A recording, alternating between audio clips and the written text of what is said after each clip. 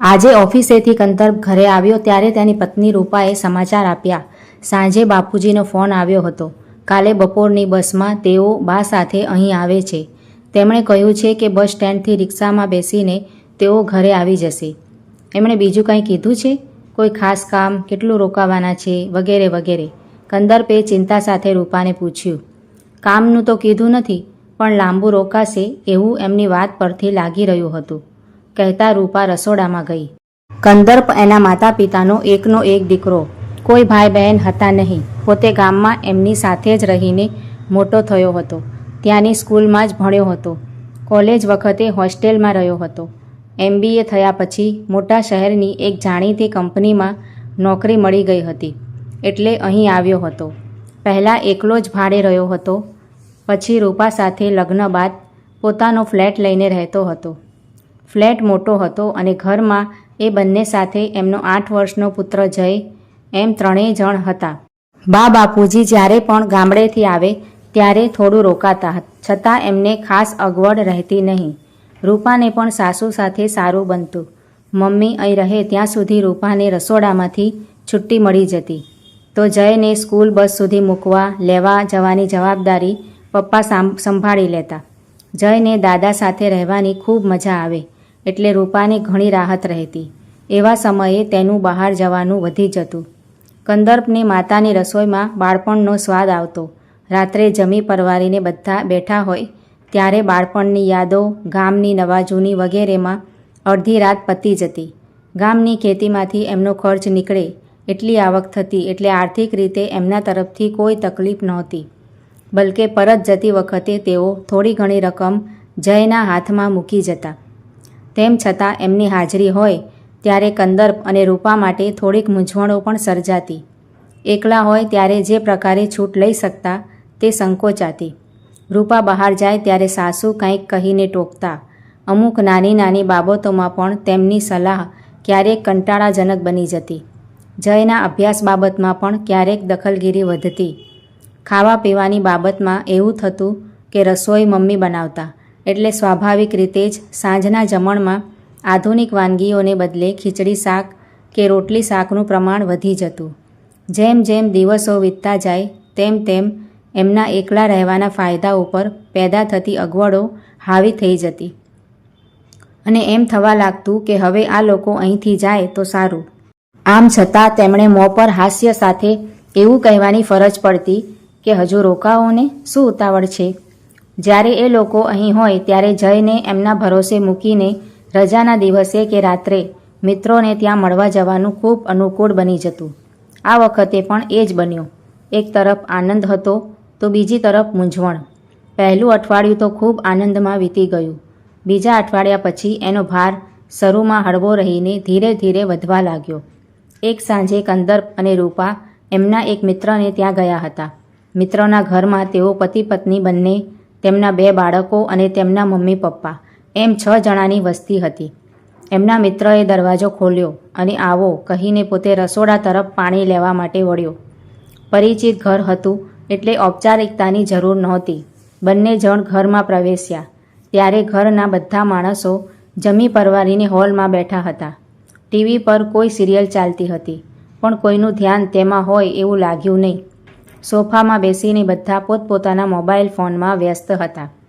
એ લોકોના બેઠા પછી મિત્રની પત્નીએ તથા તેના મમ્મી પપ્પાએ તેમના તરફ જોઈને ઔપચારિક સવાલો પૂછી લીધા અને પાછા પોતાના મોબાઈલમાં વ્યસ્ત થઈ ગયા. કંદર્પે તેની નોંધ વિચારપૂર્વક લીધી. પછી તેઓ મિત્ર સાથે તેના રૂમમાં જઈને બેઠા. થોડીવાર ગપ્પા માર્યા પછી ઘરે જવા માટે નીકળ્યા. તે કાંઈ નોંધ્યું? રસ્તામાં કંદર્પે રૂપાને પૂછ્યું. ના, શું? જોયું અમિતના બા બાપુજી મોબાઈલમાં કેવા વ્યસ્ત હતા? રૂપાએ કહ્યું. હા, મને તો બહુ ખરાબ લાગ્યું. જો તમારા મિત્ર સાથે તેના રૂમમાં જઈને ના બેઠા હોત તો હું તો 5 જ મિનિટમાં ત્યાંથી ઊભી થઈ જાત. મોબાઈલ માણસોને કેવા લાગણીહીન બનાવી દે છે. કંદર્પ બોલ્યો. એ તો ખરું, પણ મને એ બધું જોઈને એક વિચાર આવ્યો છે. રૂપાએ આશ્ચર્યથી પૂછ્યું. શું? નિરાંતે કહીશ. રૂપા કંદર્પ સામે જોઈ રહી. એને કાંઈ સમજાયું નહીં. ત્યાં સુધીમાં તો ઘર આવી ગયું, એટલે બંને અંદર ગયા. એ વાતને 2 દિવસ વીતી ગયા. પછી એક દિવસ કંદર્પ એક નવો સ્માર્ટફોન લઈને આવ્યો અને આવતાની સાથે સામે બેઠેલા પપ્પા સામે જોઈને કહ્યું, પપ્પા, હું તમારા માટે એક સરસ નવો ફોન લાવ્યો છું. 2 દિવસ પછી તમારી વર્ષગાંઠ આવે છે એટલે તમારા માટે ભેટ. પપ્પાએ પૂછ્યું, પણ મારે સ્માર્ટફોનની શું જરૂર છે બેટા? મને તો ફોન ચલાવતા પણ નહીં આવડે. મારે તો ડાયલવાળું ડબલું જ સારું. તારી મમ્મીને પણ ના આવડે. કેટલો મોંઘો આવ્યો હશે. ડાયલિંગવાળા ફોનનો જમાનો ગયો પપ્પા. હવે તો મોબાઈલ ફોનનો જમાનો આવ્યો છે.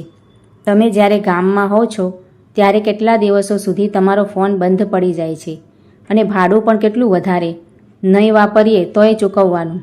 એના કરતાં તો આ ખૂબ સસ્તો પડે. વળી એમાં તમે સમાચાર વગેરે પણ જોઈ શકો.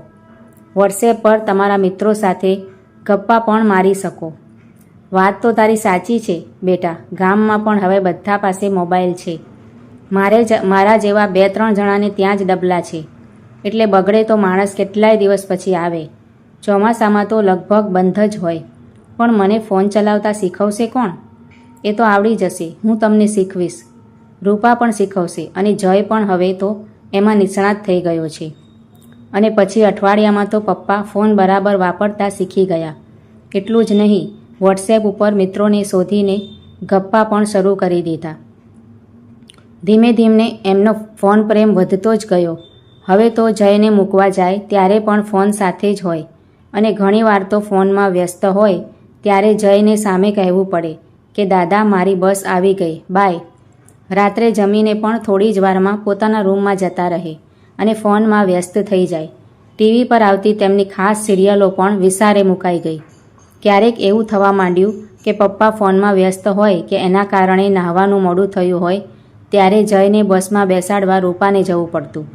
આ મોબાઈલ રોગ એટલો ચેપી છે કે એની અસર સાથે રહેતા કોઈને પણ થયા વિના રહે જ નહીં. કંદર્પની મમ્મીને પણ થયું કે મને પણ આ ચલાવતા આવડી જાય તો કેવું સારું. થોડા દિવસ પછી એક દિવસ રસોઈ કરતાં કરતાં એમણે દબાતા અવાજે રૂપા આગળ બળાપો ઠાલવ્યો. આ તારા પપ્પાના હાથમાં એવું રમકડું કંદર્પે પકડાવી દીધું છે કે હવે તો એ મારી સાથે પણ સરખી વાત નથી કરતા. કાંઈ પૂછું તો હા નામાં જવાબ આપી દે. તમે લોકો ઘરમાં હોવ ત્યારે તો કંઈક પણ વાત થાય, પણ તમે જ્યારે બહાર હોવ છો ત્યારે તો મારે ઘરના રાચ રચીલા સાથે જ વાત કરવી પડે છે. રૂપા મમ્મીનો ઈશારો સમજી ગઈ. તેને થયું કે મમ્મીમાં પણ હવે ફોન રોગના લક્ષણો દેખાવા લાગ્યા છે.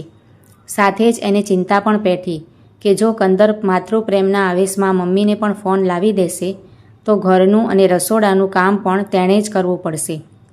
જો કે એક રીતે તો એ ગમતી વાત હતી કે ટકટકારો તો ઓછો થાય. થોડા દિવસ તો એણે કંદર્પને કાંઈ કહ્યું નહીં.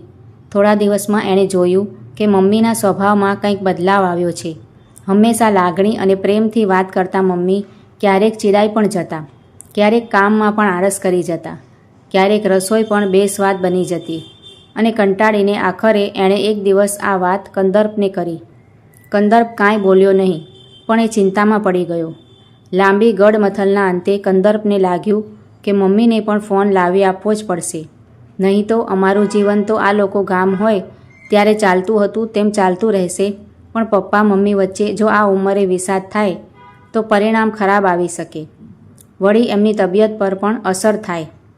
કંદર્પ હજુ કાંઈ નિર્ણય લે એ પહેલાં જ એક સાંજે મમ્મીએ કંદર્પને કહ્યું, બેટા, હવે મારે ઘરે જવું છે. તું મને બસમાં બેસાડી જજે. હું એકલી જતી રહીશ. ત્યાં રહેવાથી મને ત્યાં પાડોશીઓનો સંગાથ મળે અને ઘરના કામમાં વખત પણ વીતે. તારા પપ્પા માટે તો હવે અહીં કે ગામ બધે સરખું જ છે. એમને તો ફોન મળ્યો એટલે બધું મળી ગયું.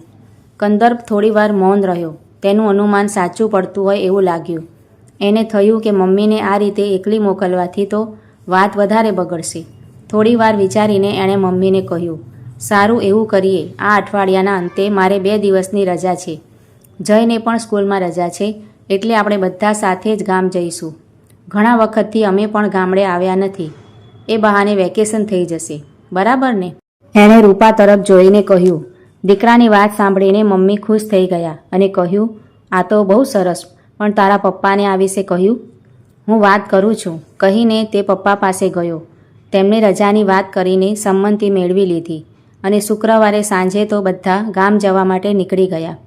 જતાં પહેલાં કંદર્પે મમ્મી માટે પણ એક ફોન ખરીદી લીધો. પણ તે ગામ જઈને મમ્મીને આપીશ એમ વિચારીને પોતાની પાસે જ રાખ્યો. શનિ રવિના 2 દિવસ આનંદમાં વીતી ગયા. જયને તો ગામમાં ખૂબ જ મજા આવી. દાદા જોડે ખેતરે પણ જઈ આવ્યો. રવિવારે નીકળતા પહેલાં કંદર્પ મમ્મીને ફોન આપવાનો વિચાર કરતો હતો. તે પહેલાં જ પપ્પાએ કહ્યું, બેટા આ ફોન તું પાછો લઈ જા. અહીં ગામમાં તો મારે બધા સાથે પરિચય અને બીજા કામો પણ ઘણા, એટલે સમય પસાર કરવાની કોઈ ચિંતા નથી અને મારે ક્યાં કોઈ સાથે વધારે વાત કરવાની હોય છે, એટલે આ ડબલું જ ચાલશે. આટલા દિવસના અનુભવે મને સમજાયું કે આ તો એક પ્રકારનું વ્યસન છે જે પોતાનાને પણ પારકા બનાવી શકે. એક જ ઘરમાં રહેવા છતાં આપણે એકબીજાથી દૂર થઈ જવાય. કંદર્પને આશ્ચર્ય થયું. ઘણા દિવસથી પોતે જે મનમાં રાખ્યું હતું તે પપ્પાએ આટલી સરળતાથી કહી દીધું અને જોયું કે મમ્મી પપ્પાની વાત સાંભળીને ફરી પહેલાંની જેમ ખુશ દેખાય છે. હવે તો મમ્મીને અલગથી ફોન આપવાનો પ્રશ્ન જ નહોતો. તમારી વાત સાચી છે, પણ પપ્પા એ ફોન તમે તમારા પાસે રહેવા દો. જ્યારે તમારું ડબલું બંધ હોય ત્યારે કામ આવશે. રોજ વાપરવો કે ક્યારેક તે તમારા પર છોડું છું. તમે મારા કરતાં વધારે અનુભવી છો. ચિંતાનું પોટલું માથા પર લઈને જવા તૈયાર થયેલા કંદર્પ રૂપાને માથા પરથી મોટો ભાર હળવો થયો હોય એવો સંતોષ એમને થયો. મિત્રો, આ વાર્તા વિશે તમારું શું કહેવું છે? કોમેન્ટ કરજો અને વિડીયોને લાઇક શેર કરીને ચેનલને સબસ્ક્રાઈબ જરૂરથી કરજો. અને આ વાર્તા તમને કેવી લાગી છે તે પણ કમેન્ટ દ્વારા જરૂરથી જણાવજો. વિડીયો જોવા માટે તમારા બધાનો ખૂબ ખૂબ આભાર માનું છું. Thank you.